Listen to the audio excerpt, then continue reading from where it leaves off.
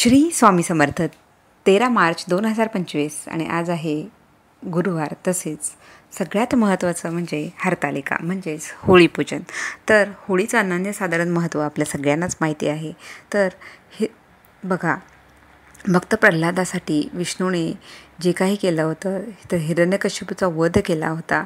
तसेच या दिवशीचं महत्त्व म्हणजे हिरण्यकश्यपूची बहीण होलिका, तर भक्त प्रल्हादाला नष्ट करण्यासाठी होलिका देवी जी आहे तर तिने प्रल्हादाला घेऊन त्या जलत्या होलीमध्ये घेऊन बसली होती, जेणेकरून तिला जे वरदान मिळालं होतं की तिला अग्नी काहीच करू शकत नाही. पण भक्त प्रल्हाद हे विष्णूचे अनन्यसाधारण भक्त असल्यामुळे झालं उलटच की भक्त प्रल्हाद वाचले गेले आणि होलिका जी होती तर ती या होळीमध्ये जळून गेली. म्हणून तेव्हापासून होलिका दहनाचा हा महत्त्वाचा सण केला जातो. बऱ्याच वाईट गोष्टींचा तसेच आपल्या सवयी, आपल्या वाईट सवयी, आपल्या वाईट कृत्य यांच्या सगळ्यांचा नाश या होळीमध्ये करायचा आहे, असं सुद्धा एक महत्त्वाचं या होळीपूजनामध्ये केलं जातं. तर होळीपूजनाची परंपरा आपल्या भारतीय संस्कृती आणि भारतीय अस्मिता यांची एक अनोखी परंपरा आपल्याला दर्शवली जाते.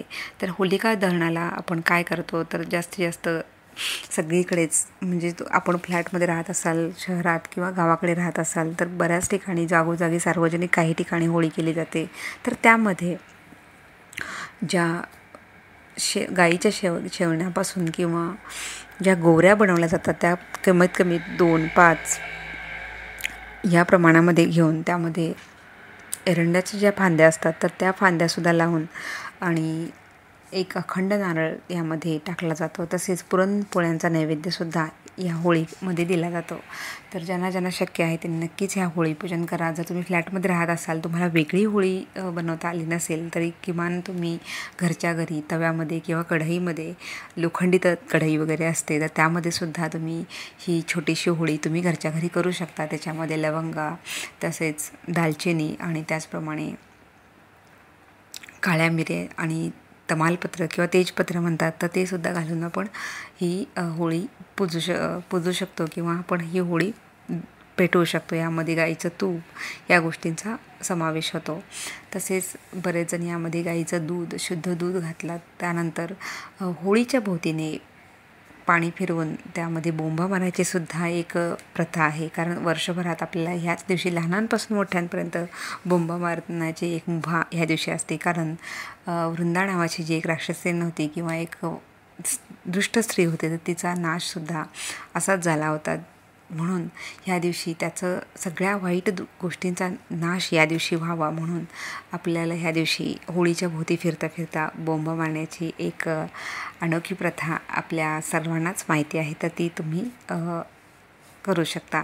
तर पहा, होळी पूजन जर तुमच्या घरात लहान मुले असतील किंवा लहानांपासून मोठ्यांपर्यंत कोणीही सतत आजारी असतील तर त्यांना या होळीमधील थोडीशी जी राख असते, भस्म असतं, तो घेऊन तुम्ही त्यांना दर अमावस्येला लावू शकता किंवा तुमच्या घरामध्ये देऊ शकता. आंघोळीच्या पाण्यात थोडं चिमूटभर टाकू शकता.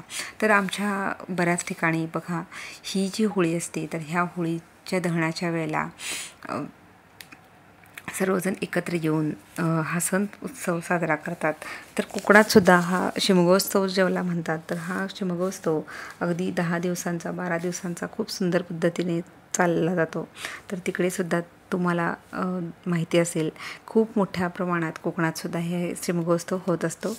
आणि तसेच वेगवेगळ्या भागामध्ये वेगवेगळ्या प्रथा नक्कीच असतात. तर दुसऱ्या दिवशी धुलीवंदन असतं. तर तुम्हाला जर शक्य असेल तर त्या धुलीवंदनामध्ये तुम्हाला एखादा कॉईन सापडलं तर ते कॉईनसुद्धा तुम्ही घरी स्वच्छ धुवून आणून ठेवून तुम्ही तिची पूजा करू शकता. तुम्ही घरच्या तिजोरीत ठेवू शकता किंवा देवाऱ्यात ठेवू शकता. तर भरभराटी समृद्धीसाठी हे नाणं वापरलं जातं. तर होळीमध्ये आपल्याला होलिका मातेचं पूजन करून आपल्याला आराधना करायची आहे.